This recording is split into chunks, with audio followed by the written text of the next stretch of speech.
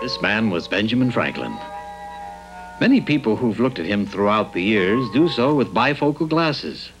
Inventor, B. Franklin, age 79. And the presses that print the pages they read were powered by electricity. One of the first harnessers, B. Franklin, age 40. Some are even reading on the campus of one of the Ivy League universities.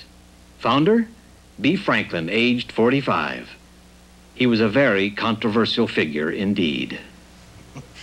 Now, some of you may be wondering why I'm here to address you this evening when I'm so involved in these scientific matters, in public and charity affairs, the lending library, the Philosophical Society, founding the university, being clerk of the Pennsylvania Assembly, the fire brigade, the fire insurance company, the post office, being the ambassador to the court of France.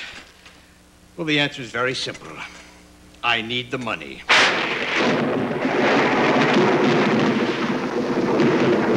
The storm is brewing. And now when the lightning strikes the rod on the roof of the building, it will come down through these wires, touch these bells, and they will ring.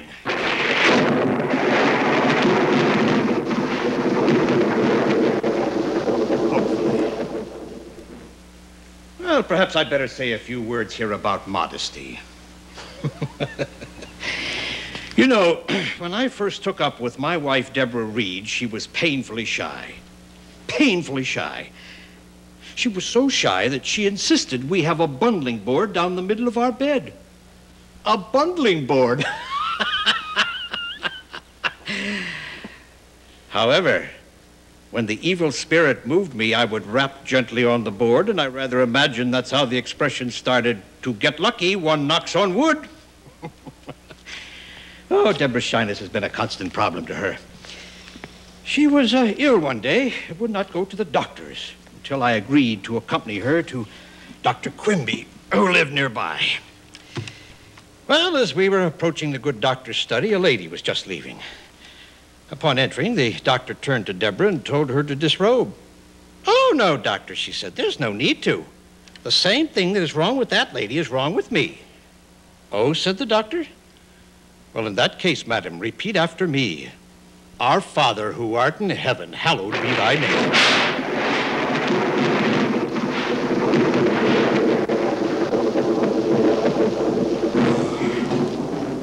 Still nothing, eh? Well, my views on the afterlife and religion in general seem to scandalize everybody in Boston. Everybody except my father, that is. Yeah, Ben. Well, tomorrow's last day. Yesterday, we were feeding fond hopes, my boy. We were building bright castles in the air. You were to be a great man, and I was to be a happy father. But this is the last day. Who knows when we'll meet again, son? Huh? Who knows? Well, religion assures us we will, boy. Lay hold of religion. I know there are many people here in Boston think I never had any religion, Father. Do you remember the time you were salting the pork in the barrel and I told you to say grace over it all at once, that we'd save a lot of time that way? Well, it doesn't matter. But what is your idea of true religion, eh? By imitating God in his goodness.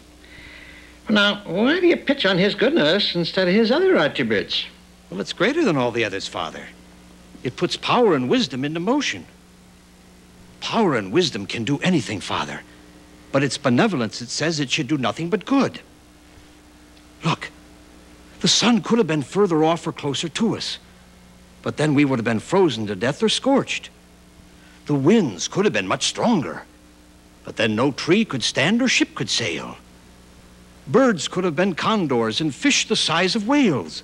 But God's benevolence made these things for man's convenience. Wow. Good thinking, son, but what are we to do without faith, eh? Oh, I don't love the fig leaf, sir. What?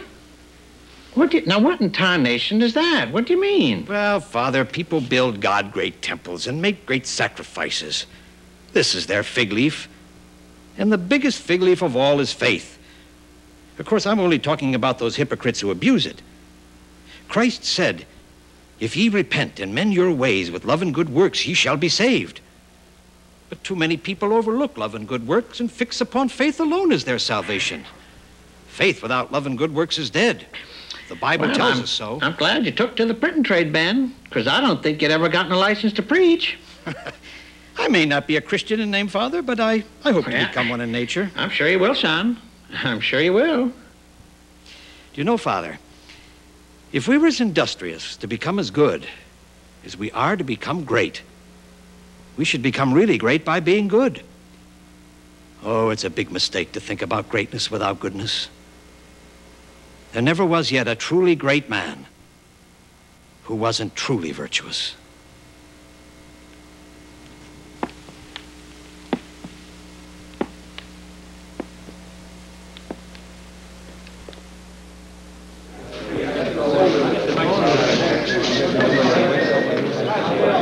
Gentlemen of the Pennsylvania Assembly, this murdering and rioting must cease. Those Indians were the remains of one of the 6 nations settled at Conestoga and were present when the treaty was made with William Penn himself, which was to last as long as the sun should shine and the waters run in the rivers. There are some, I am ashamed to hear it, who are not bothered by the enormous wickedness of these actions. They say they are exasperated with the murder of some of their relations by enemy Indians. No doubt. But if an Indian injures me, does it follow that I must revenge that injury on all Indians? Indians are the same as white people. They have different languages and nations and tribes. If the French, who are white, should injure the Dutch, are the Dutch to revenge that on the English because they too are white? The only crime of these poor wretches seems to be that they had reddish-brown skin and black hair, and some people of that sort murdered some of our relations. Well, now, if it's right to kill men for such reasons, then should any red-haired, freckle-faced man kill my wife or child, it would be equally right for me to kill all the red-haired, freckle-faced men, women, and children I should meet with. What had old Chief Shahaz done that he should be cut to pieces in his bed? What had babies at the breast done that they should be shot and hatcheted and in their parents' arms? This is done by no civilized nation in Europe. Do we come to America to practice the manners of barbarians? Oh, unhappy people. Unhappy people. To have lived in such times and by such neighbors. They would have been safe in the land of the ancient heathen, the Turk, the Saracen, the Moor. They would have been safe in any part of the known world except the neighborhood of the white Christian savages of Lancaster County. And that's what I told them. I'm going around to the Blue Boar Inn now for a little refreshment. We'll continue in just a moment.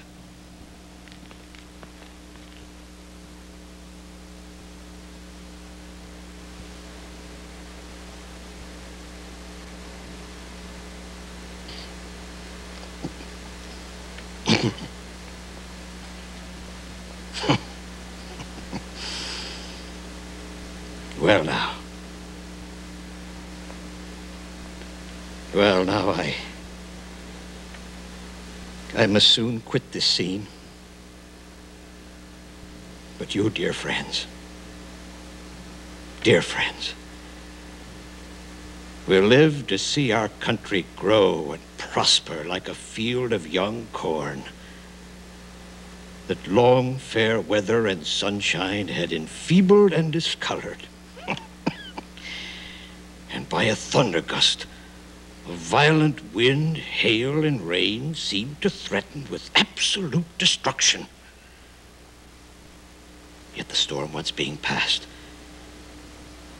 it will recover with fresh greenness, shoot up with double vigor, and delight the eye, not of its owner only, but of every observing traveler.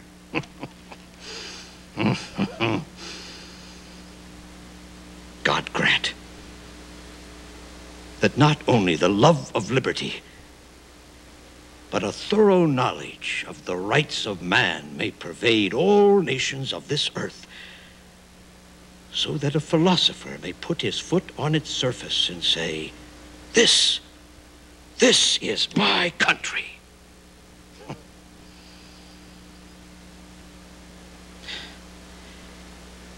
We were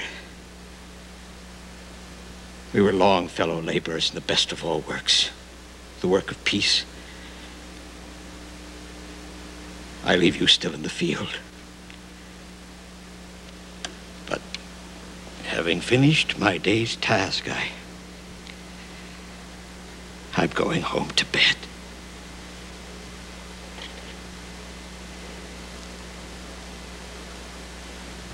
Wish me a good night, as I do you a pleasant evening.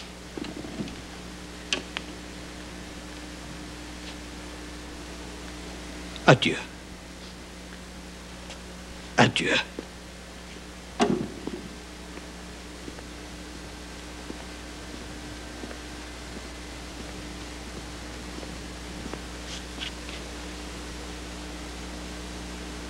Adieu.